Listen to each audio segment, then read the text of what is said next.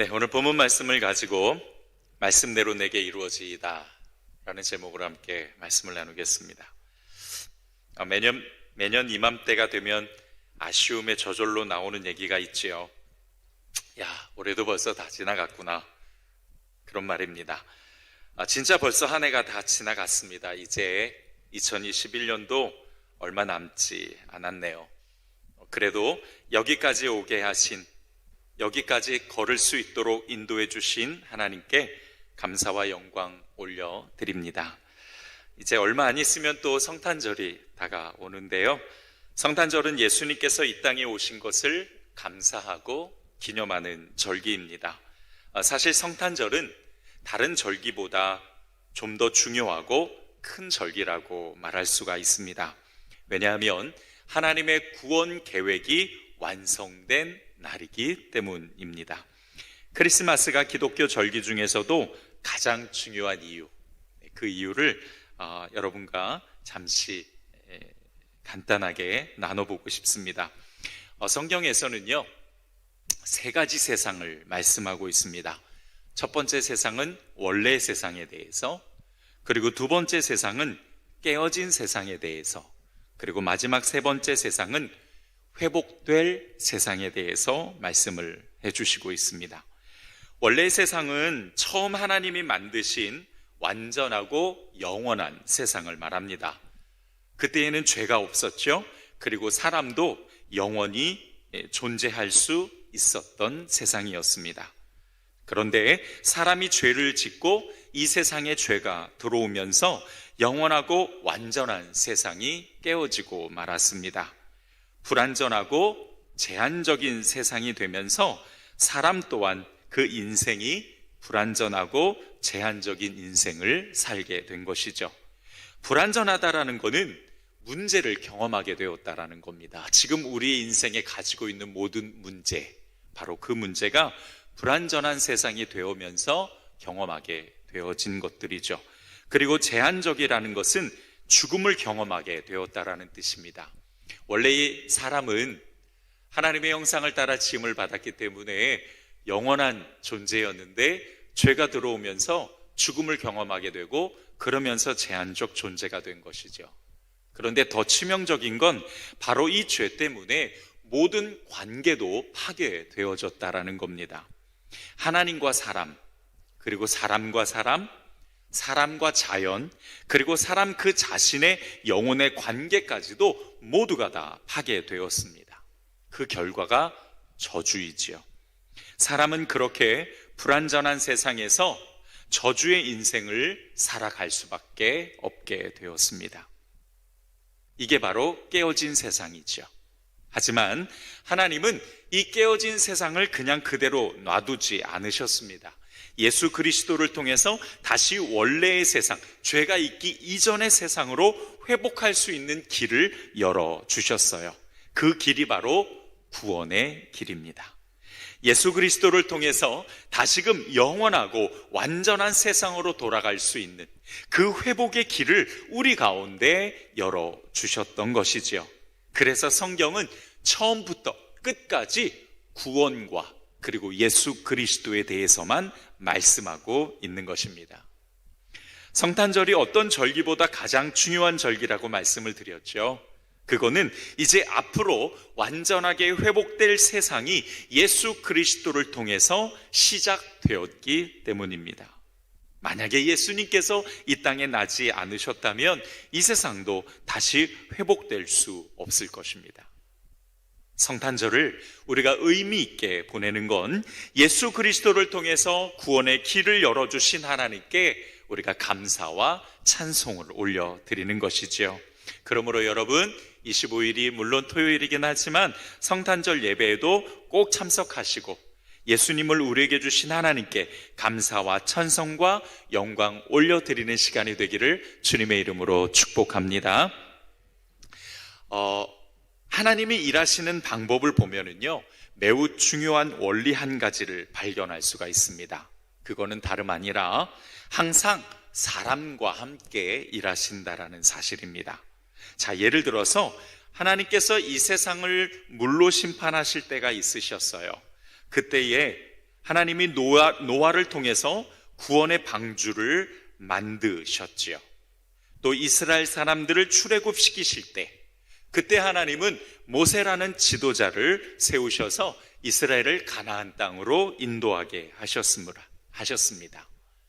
또 하나님의 말씀을 이스라엘 백성들에게 전달하실 때, 그때 하나님은 선지자를 사용하셨고요. 또 그 선지자를 통해서 하나님의 놀라운 기적을 보여주시기도 했습니다. 신약 시대에도 마찬가지예요. 예수님은 혼자 사역하지 않으셨죠.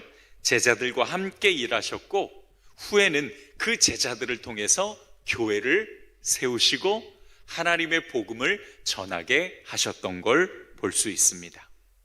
지금은 성령님께서 우리를 인도하시고 또 감동하셔서 교회를 더 건강하게 세워나가실 뿐만 아니라 또한 하나님 나라를 확장하고 계십니다. 물론 어떤 일들은 하나님께서 직접 행하시는 기적도 있었습니다. 매우 드물게.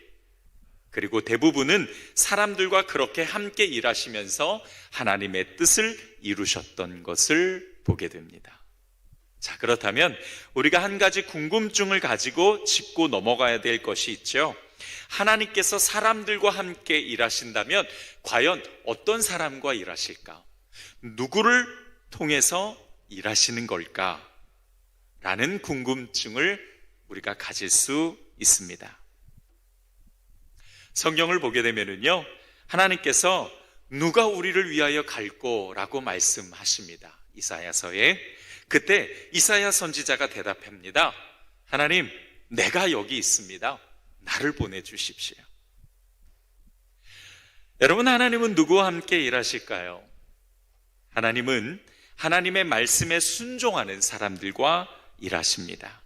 그 순종하는 자들과 함께 뜻을 이루시고 하나님의 역사를 만들어 가신다는 사실입니다. 그래서 하나님이 가장 기뻐하시는 것이 바로 순종이에요. 사무엘상 15장 22절을 보면 사무엘이 이르되 여호와께서 번제와 다른 제사를 그의 목소리를 청종하는 것을 좋아하심같이 좋아하시겠나이까? 자, 여기서 또 우리 같이 읽을까요? 시작. 순종이 제사보다 낫고 듣는 것이 수량의 기름보다 나으니. 아멘. 우리가 하나님을 예배하기 위해서 창조되었음에도 불구하고요, 그 예배보다 하나님은 순종을 더 원하시고 좋아하신다라고 말씀하고 있습니다. 그럴 수밖에 없는 것이요, 이 순종은 하나님과 친밀한 관계의 증거이기 때문이에요. 그러니까 하나님은 순종이 전제되어 있지 않는 예배, 그 예배는 하나님께서 받으실 수 없는 예배라고 말씀하고 있습니다. 예배뿐만 아니에요. 하나님은 하나님의 말씀을 청종하지 않는 자의 기도는 가증하다라고 말씀하시면서 그 기도 또한 들으실 수 없다라고 말씀하고 있습니다. 하나님의 음성을 듣지 않고 하나님의 그 말씀에 순종하지 않는 예배, 순종하지 않는 기도, 순종하지 않는 찬양, 순종하지 않는 신앙, 하나님께서 결코 기뻐하시지 않는다라고 말씀하고 있는 겁니다.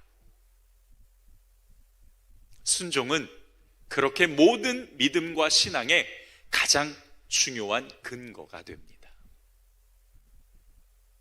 순종이 있었기에 하나님과의 관계가 시작되었고요, 순종이 있었기에 하나님의 나의 하나님이 되어주시는 겁니다.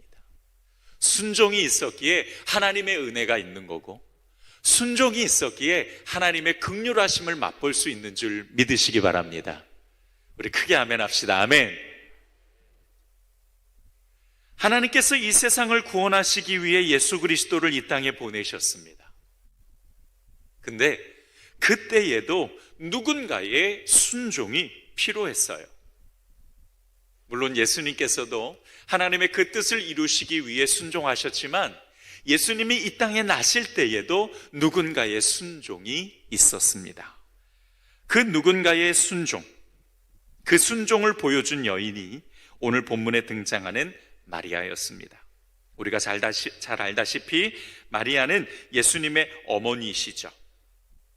만약에 마리아의 순종이 없었다면 예수님께서 이 땅에 나실 수도 없었을 뿐만 아니라 하나님의 구원의 역사는 판도가 달라졌을 것입니다. 하나님의 역사는 그렇게 누군가의 순종을 통해서 이루어진다. 이것이 오늘 우리가 함께 나눌 진리의 말씀입니다. 그렇다면 과연 마리아의 순종은 어떤 순종이었을까? 우리가 함께 살펴보면서 또한 도전받아야 될 것들을 함께 나누어 보도록 하겠습니다. 자, 오늘 본문에서 보는 바와 같이 마리아는 이미 약혼한 사람이었습니다. 그리고 아직 남자를 알지 못하는 처녀였어요. 그럼에도 불구하고 성령으로 잉태하게 될 거라는 천사의 말을 그대로 믿었습니다. 자, 여러분, 이것이 절대로 쉬운 일이 아닙니다. 사실 지금도 혼전 임신은 좀 그렇죠. 그런데 당시 신약 시대에는 처녀가 임신을 하게 되면 돌로 맞아 죽어야 하는 유대인의 법률이 있었습니다. 자, 그렇다면 마리아도 성령으로 잉태될 거라는 천사의 얘기를 들었을 때 어쩌면 사람들에게 돌로 맞아 죽을 수도 있겠다라는 그 각오를 하지 않으면 안 되는 거였습니다. 그럼에도 불구하고 마리아는 그렇게 고백하죠. 말씀대로 내게 이루어지이다. 마리아의 순종은 결국 평범한 순종이 아니었습니다. 그의 순종은 목숨을 건 순종이었어요. 바로 그런 순종이 있었기 때문에 하나님께서 구원의 역사를 펼치실 수 있었던 겁니다. 마리아의 순종이 있었기에 오늘날 우리가 이 놀라운 구원의 은혜를 받을 수 있게 된 것이지요. 자, 그런데 또 한 가지, 더 나아가서 마리아의 순종과 더불어서 요셉 이야기를 하지 않을 수가 없습니다. 왜냐하면 이 요셉의 성숙함도 마리아의 목숨 건 순종만큼이나 너무 놀랍고 훌륭하기 때문이에요. 마리아와 약혼한 이 요셉은 마리아의 임신 소식을 듣고는 조용히 그냥 관계를 끊으려고 했습니다. 오늘 본문에는 요셉에 관한 말씀이 나오지 않지만 다른 성경을 보게 되면 구체적으로 기록되어 있는데요. 마태복음 1장 18절로부터 19절을 함께 보도록 하겠습니다. 자, 우리 함께 한 목소리를 읽어볼까요? 시작. 예수 그리스도의 나심은 이러하니라. 그의 어머니 마리아가 요셉과 약혼하고 동거하기 전에 성령으로 잉태된 것이 나타났더니 그의 남편 요셉은 의로운 사람이라 그를 드러내지 아니하고 가만히 끊고자 하여. 아멘. 이렇게 요셉은 마리아의 상태를 알고도 조용히 그냥 관계를 끊어서 보내려고 했습니다.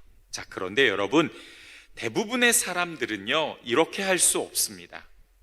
약혼한 사람이 나도 모르는 아이를 가졌어요.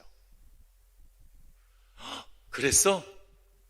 좋다 라고 이야기할 사람이 누가 있습니까? 그건 신뢰와 사랑을 저버린 일이잖아요. 당연히 화가 날 수밖에 없는 일입니다. 네가 어떻게 이럴 수 있냐, 네가 어떻게 나를 배신할 수 있냐고 막 화를 내면서 따질 수 있는 일이에요. 아니, 보복을 당해도 할 말이 없는 상황이죠.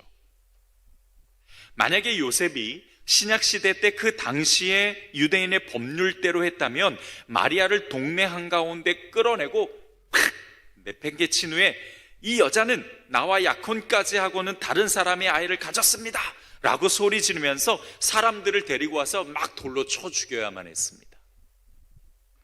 그런데 요셉은 그렇게 하지 않고요, 그냥 조용히 마리아를 보내주려고 했던 거였습니다. 그러니까 이 마리아만큼이나 사실 이 요셉의 성품과 요셉의 순종도 우리가 주목해 봐야 되는 부분이지요. 정말 대단합니다. 예수님께서 예수님이실 수 있었던 것도 이런 마리아와 또한 요셉, 어머니와 아버지의 그 순종과 성품을 또한 영향을 받았기 때문이기도 하지요. 자, 여러분 생각해 보세요. 사랑하는 사람이 자기를 배신하고 신뢰를 무너뜨렸습니다. 왜 속상하지 않겠습니까? 하지만 요셉의 성숙한 성품으로 인해서 하나님의 뜻이 온전히 이루어질 수 있었던 거지요. 이와 같이 마리아의 성숙한 신앙과 요셉의 성숙한 성품은 예수님께서 이 땅에 태어나실 때에 매우 중요한 역할을 했던 겁니다. 이 두 사람의 믿음과 성품, 오늘 우리가 주목해 보면서 또한 본받아야 될 부분이기도 하죠. 성경이 예수님의 위대한 탄생을 말하기 전에 마리아와 요셉의 순종을 말씀하고 있는 것은 하나님의 위대한 역사 뒤에는 이렇게 누군가의 순종이 반드시 있다라는 것, 누군가의 순종이 필요하다라는 것을 알려주시기 위함입니다. 이제는 우리가 그 순종의 주인공이 될 수 있기를 소원합니다. 우리의 순종은 우리만의 순종이 아니라 자녀들에게는 복이 되고 또한 다른 사람들에게 복음의 길을 열어주는 놀라운 복의 통로가 된다라는 사실을 우리가 기억하면서 나의 순종은 나만의 것이 아니라 또한 하나님의 뜻이 이루어지는 놀라운 시작이라는 것을 여러분 꼭 기억하시고 순종의 사람이 될 수 있기를 주님의 이름으로 축복합니다. 자, 저를 따라서 고백해 주세요. 나의 순종으로 가정이 바뀐다. 나의 순종으로 세상이 바뀐다. 나의 순종으로 교회가 바뀐다. 할렐루야. 자, 우리 옆에 계신 분에게 고백해 주세요. 우리 순종의 사람이 됩시다. 함께 고백해 주시고 또 결단해 주셨으면 좋겠습니다. 네, 순종의 사람이 됩시다. 그렇습니다. 마리아의 순종, 요셉의 그 놀라운 성품과 그의 순종이 하나님의 역사를 이루고 그 뜻을 이루었습니다. 순종이 없이는 안 돼요. 왜냐하면 하나님은 사람과 함께 일하시기 때문에. 우리는 하나님의 손과 발이 된 사람들입니다. 우리 또한 우리의 순종으로 인해서 하나님의 뜻이 이루어지고 하나님 나라가 확장될 줄 믿습니다. 나의 순종은 가정을 바꾸고 나의 순종은 세상을 바꾸고 그리고 나의 순종은 또한 교회를 바꿀 수 있다는 사실을 여러분 꼭 기억하시고 오늘 저희들이 함께 나누는 이 말씀을 통해서 우리가 하나님과 함께 동역하며 하나님의 뜻을 이뤄갈 수 있는 멋진 인생을 살아갈 수 있기를 다시 한번 주님의 이름으로 축복합니다. 오늘 이 마리아의 순종을 통해서 오늘 우리 자신의 순종을 돌아보면서 또 우리가 도전받고 배워야 될 순종이 어떤 것인지 그 영적인 메시지를 간단하게 정리하고 마치도록 하겠습니다. 첫 번째, 순종은요 비상식적일 때도 있다라는 사실입니다. 하나님께서 마리아에게 하시는 일을 보십시오. 남자를 모르는 자가 잉태해서 아이를 낳는다라는 것은 정말 상상할 수도 없는 일이죠. 그런데 여러분, 하나님은 그것도 가능하시다라는 것을 우리에게 알려주시고 있습니다. 자, 오늘 본문 37절을 보면 대저 하나님의 모든 말씀은 능하지 못하심이 없느니라 라고 말씀하십니다. 마리아가 얘기합니다. 자신은 남자를 모르는데 어떻게 잉태할 수 있냐고. 그랬더니 천사가 말합니다. 하나님은 능하지 못하신 일이 없다. 맞습니다. 하나님은 못하시는 일도 없고 실수하는 일도 없으신 완전하고 영원한 하나님이신 줄 믿으시기 바랍니다. 우리가 그런 하나님을 찬송하고 그런 하나님께 영광 올려드리고 있는 거예요. 그런데 우리가 이 놀라운 사실 앞에서 사실 우리의 연약함을 끄집어내지 않을 수가 없어요. 우리의 연약함이 종종 이 놀라운 진리 앞에서 낱낱이 드러나곤 합니다. 어떻게 드러나는가 하면 하나님은 매우 평범하고 상식적인 선에서만 일하시는 분이다 라고 생각하고 있는 거예요. 이 세상을 말씀으로 창조하신 하나님께서 못하시는 것이 있겠습니까? 그런데 문제는 그런 하나님을 믿으면서도 막상 내 인생에서 어떤 기적도 일어나지 않을 거라고 굳게 믿고 있는 점입니다. 그것도 도대체 어디서 생겨난 믿음인지 모르겠어요. 어떤 분은요, 하나님은 이 세상 모든 것을 다 하실 수 있지만 내 병은 못 고치신다 라고 말하는 분도 있습니다. 하나님은 우리가 생각할 수 있는 그런 상식적인 차원에서만 일하시는 분이 아니세요. 우리의 그릇이 너무 작아서, 또는 우리가 하나님에 대해서 잘 몰라서 그런 거지, 하나님은 결코 사람의 상식으로만 일하시는 분이 아니라는 겁니다. 오죽 답답하셨으면 하나님께서 이렇게 말씀하셨겠습니까? 이사야서 55장 8절로부터 9절에 내 생각은 너희 생각과 다르고 내 길은 너희 길과 다르다. 여호와의 말씀이다. 하늘이 땅보다 높은 것처럼 내 길은 너희 길보다 높고 내 생각은 너희의 생각보다 높다라고 말씀하십니다. 따라서 합시다. 내 생각은 너희 생각보다 높음이니라. 오직 답답하셨으면 하나님께서 이렇게 말씀하셨을까? 우리의 문제는 하나님을 현실이라는 작은 상자에 가둬놓고서는 하나님은 딱 몇 개만 할 수 있는 분이라고 매우 확고하게 잘못 믿고 있다는 점입니다. 하나님은 다른 사람에게는 기적을 많이 베풀어 주시지만 나에게는 어떤 기적도 베풀어 주시지 않는다라고 굳게 잘못 믿고 있다는 거예요. 하나님은 말씀으로 세상을 창조하셨고 불가능한 것이 없으신 분이시며 모든 것을 가능케 하시는 분이라고 말하면서도 막상 내 인생에 문제가 생겼을 때 하나님은 내 문제를 해결해 주실 수 없다라고 생각하는 그 부분이 가장 문제인 거예요.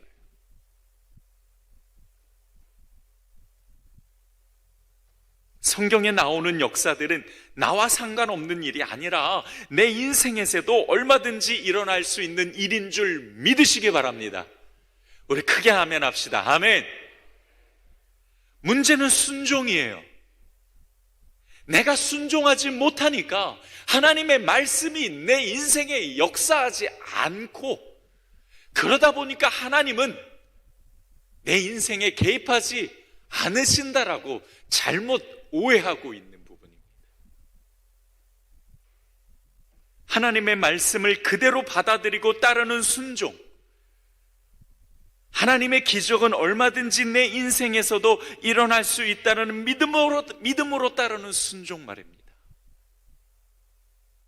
만약에 하나님께서 내게 상식적이지 않는, 또는 내가 이해할 수 없거나 납득할 수 없는 것을 말씀하시고 성령께서 감동을 주신다면 여러분, 그것은 놀라운 기적을 하나님이 준비하고 계시다라는 뜻이에요. 내가 납득할 수 없는 범위가 넓어지는 것만큼 하나님의 기적과 은혜도 커진다라는 사실입니다. 우리에게 불가능을 말씀하시고 우리 가운데 어려운 상황을 주실 때에 우리는 오히려 더 큰 하나님을 만날 수 있다는 기대감을 가져야 될 줄 믿습니다. 오히려 불가능한 상황이 될수록 우리의 가슴은 뛰어야 돼요. 왜? 야, 이제 하나님의 놀라운 역사와 기적을 볼 수 있겠구나. 이런 어렵고 불가능한 상황에서 하나님께서 내게 믿음을 주시고 하나님이 나와 함께 하셔서 하나님의 놀라운 역사를 이루시겠구나라는 그 가슴 뛰는 믿음 말입니다. 우리는 그 심장을 가져야 될 줄 믿습니다. 여러분, 만약에 마리아가 천사의 말을 듣고 거절했다고 가정해 봅시다. 물론 하나님은 다른 사람을 통해서 일하셨을 겁니다. 그러나 적어도 마리아의 인생에서 이런 하나님의 놀라운 역사는 일어나지 않았겠지요. 성경에 기록되는 일도 없었을 겁니다. 마리아의 인생에서 불가능한 상황이 선포되었지만 그가 말씀이 내게 이루어지리다라는 순종을 하나님 앞에 선포하고 보여드렸을 때에 하나님의 놀라운 역사는 이렇게 이루어지는 은혜가 그에게 있었던 것처럼, 오늘날 우리 인생에서 하나님께서 놀라운 기적을 펼치시기 위해서는 불가능한 상황을 만드실 수밖에 없는 거예요. 내가 할 수 없는, 내가 어찌할 수 없는, 도저히 무엇을 할 수 없어서 하나님 앞에 무릎을 꿇을 수밖에 없는 상황을 만드실 수밖에 없는 거예요. 그래야 하나님의 기적은 일어나니까. 하나님의 놀라운 역사를 맛보시고 싶으십니까? 그렇다면 하나님께서 만드신 그 어려운 상황도 우리가 받아들이고, 또한 그 상황에서 우리가 오직 순종으로 하나님 앞에 나가야 될 줄 믿습니다. 이렇게 하나님께서 내게 비상식적인 것을 말씀하시고 요구하실 때가 있다라는 거예요. 전혀 생각하지 못했던 것, 전혀 상상하지 못했던 것, 전혀 예상하지 못했던 불편한 상황을 만드실 때가 있어요. 그럴 때는 마리아처럼 우리 앞뒤 재지 말고요, 그 상황을 받아들이고 순종하는 성도들이 되어 하나님의 놀라운 역사를 경험하시기를 다시 한번 주님의 이름으로 축원드립니다. 두 번째로, 순종은 말씀이 이루어지는 거예요. 따라서 합시다. 순종은 말씀이 이루어지는 거다. 순종의 최종적인 목적은 나를 통해서 하나님의 말씀, 즉 하나님의 뜻이 이루어지고 하나님이 드러나시는 거예요. 우리의 순종은 단지 하나님의 말씀이 이루어지는 작은 매개일 뿐입니다. 하나님은 혼자 일하시지 않으십니다. 사람들과 함께 일하시니까 하나님의 말씀이 내 몸을 통과하게 해서 그 말씀이 이루어지게 만드는 거예요. 말씀이 내 몸을 통과하면서 우리는 하나님을 경험할 수 있게 됩니다. 내 몸이 하나님의 말씀을 통과하게 만드는 것이 순종이에요. 고집과 나의 주관적인 생각으로 하나님의 말씀을 딱 가둬두는 것이 아니라 그 말씀이 나를 통해서 역사되어지는 것을 볼 수 있도록, 그 말씀 앞에 우리가 순종으로 엎드려졌을 때에 그 말씀이 내 몸을 통과해서 하나님의 놀라운 역사는 펼쳐지기 시작하는 겁니다. 오늘 본문 38절을 보면 마리아가 이르되 주의 여종이 오니 말씀대로 내게 이루어지이다 라고 고백하지요. 맞습니다. 말씀대로, 그러니까 하나님의 말씀이 나를 통해서 이루어지는 것이 순종이죠. 나의 순종을 통해서 하나님의 뜻이 이루어지는 것을 볼 수 있는 겁니다. 여러분, 얼마나 위대한 일입니까? 나를 통해서 하나님의 뜻이 이루어지는 것, 나를 통해서 하나님의 역사가 일어나고 하나님 나라가 확장되어지는 것, 정말 생각만 해도 가슴이 설레는 일이에요. 이런 순종의 사람이 되기를 주님의 이름으로 다시 한번 축원드립니다. 마지막 세 번째로, 기쁘게 따르는 순종에는 복이 있습니다. 같이 한번 읽어볼까요? 시작. 기쁘게 따르는 순종에는 복이 있습니다. 순종이라는 말은 기쁜 마음으로 나를 책임지는 자를 따르는 것이에요. 여러분, 마리아의 순종이 억지로 하는 것처럼 또 어쩔 수 없이 하는 것처럼 보이십니까?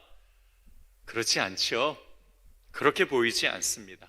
그 증거가 누가복음 1장 45절로부터 48절에 기록되어 있는데요, 주께서 하신 말씀이 반드시 이루어지리라 고 믿은 그 여자에게 복이 있도다. 마리아가 이르되 내 영혼이 주를 찬양하며 내 마음이 하나님 내 구주를 기뻐하였음은 그의 여종의 비천함을 돌보셨습니다. 보라, 이제후로는 만세의 날을 복이 있다 일컬으리라 라고 즐거워하고 기뻐하는 것을 보게 됩니다. 비상식적인 일이 일어났잖아요. 내가 감당할 수 없는 일이 일어났잖아요. 어쩔 수 없이 하는 것이 아니라 기쁨으로 감당하고 즐거움으로 주를 찬양하는 모습을 보게 됩니다. 이렇게 마리아가 기뻐하고 즐거워할 수 있었던 건 하나님의 역사가 그를 통해서 일어날 수 있었기 때문이죠. 목숨을 걸어야 하는 순종임에도 말입니다. 하나님이 자신을 사용하신다라는 것에 기뻐하고 있습니다. 어려운 현실이었지만, 목숨을 걸어야 되는 순종이었지만, 그 순종에 복이 따르고 하나님이 자신을 돌보신다라는 것을 기대하고 기뻐하고 또한 기다리는 것을 보게 됩니다. 순종은 이렇게 기쁘게 하는 것이죠. 그리고 그 순종을 통해서 하나님의 역사가 이루어진다라는 걸 기대하고 또한 하나님께서 내게 복 주실 것을 소망할 수 있습니다. 순종에는 하나님의 역사뿐만 아니라 하나님의 복도 함께 따른다라는 것을 여러분 꼭 기억하셔서 우리의 순종을 통해서 내 가정이 영적으로 더 풍요로워지고 이 세상이 더 온전하게 세워져 가며 교회가 아름답게 세워질 수 있기를 주님의 이름으로 축복합니다. 말씀을 정리하겠습니다. 예수님의 탄생 이면에는 이렇게 마리아의 순종이 있었습니다. 하나님께서 마리아에게 비상식적인 것을 요구하셨지만 마리아는 기쁨으로 순종했고 그 순종으로 인해 복을 받고 하나님의 뜻이 펼쳐졌던 것이지요. 그 무엇보다도 하나님의 뜻이 이루어진다라는 것이 가장 큰 은혜가 아닌가 싶습니다. 마리아를 통해서 하나님의 구원의 역사가 이루어졌던 것처럼 우리 성도들도 기쁨의 순종을 통해서 하나님의 역사가 펼쳐지고 하나님의 뜻이 이루어지는 그 놀라운 현장을 볼 수 있게 되기를 주님의 이름으로 축복합니다. 주님, 오늘 말씀을 통해서 우리가 또한 마리아의 순종을 보고 우리의 순종을 점검하며 아버지 하나님 앞에 어떤 순종을 드려야 될지 함께 나누었습니다.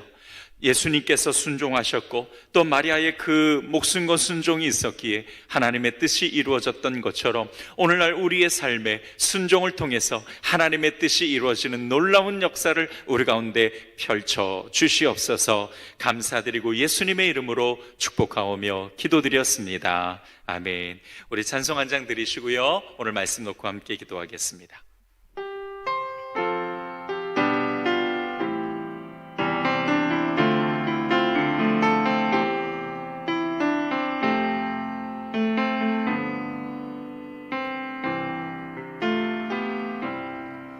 주님 말씀하시며 내가 나가리다. 주님 뜻이 아니면 내가 멈춰서리다. 나의 가고 서는 것 주님 뜻에 있으니 오 주님 나를 이끄소서. 주님 말씀하시면 내가 나가리다. 주님 뜻이 아니면 내가 멈춰서리다.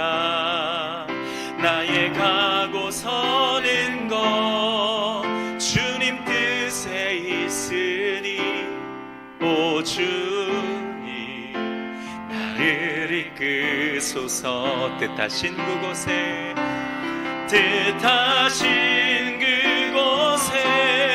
나 있기 원합니다. 이끄시는 대로 순종하며 살리니 연약한 내 영혼 통하여 일하소서. 주님 나라와 그 뜻을 위하여 오 주님 나를 우리 처음부터 다시 한번 고백하기 원합니다. 우리의 마음을 드리기 원합니다. 주님 말씀하심 내가 나아가겠습니다. 내가 나아가리다. 그렇습니다. 주님 뜻이 아니 내가 멈춰서겠습니다. 나의 가고 서는 것 주님 뜻에 있으니 오 주님 나를 이끄소. 뜻하신 그곳에